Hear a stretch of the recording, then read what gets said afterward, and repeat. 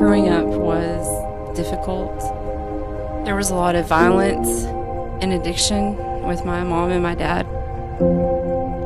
Me and my brother were sent to live with our grandparents, and that's where we grew up. My mom was in and out of my life, and my dad was pretty much out of my life.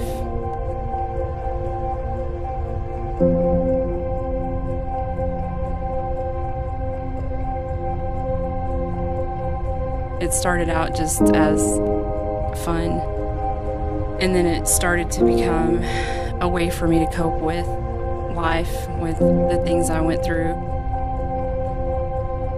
I think when it got to be the worst it ever was when I got divorced after being married for 13 years.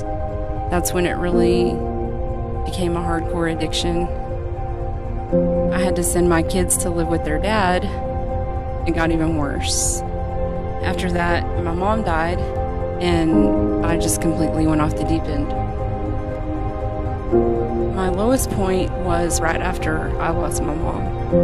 In the same week of her funeral, my brother was diagnosed with stage 4 renal cell carcinoma. He didn't know if he was going to die or not. He didn't know if they were going to be able to treat his cancer. He wanted to have a talk with me about how he wanted things to be in case he didn't make it. He was afraid of leaving me because he thought that I was going to overdose on drugs and leave my kids without a mom. He himself was facing his own death, and he was more worried about me than himself. That's when I realized how incredibly selfish I had been, and that I had to do something.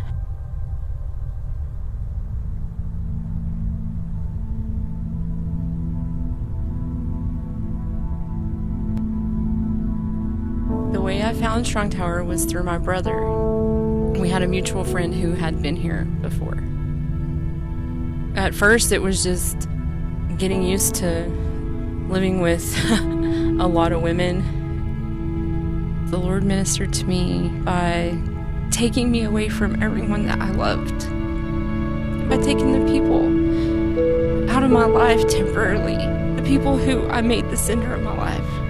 And He showed me that that's where I had been going wrong. Through my whole life, I depended on people, I put my faith in people, and every single time they failed me, so I didn't know how to trust God. And once I finally learned how to have a relationship with Him, then I knew that I had something I could lean on and depend on, who was never going to leave and never going to fail me.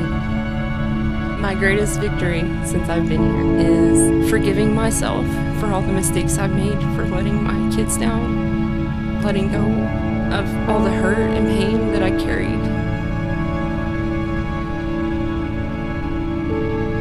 Now that I'm graduating, what I most look forward to is to continue to develop my relationship with God, to go deeper and further with Him.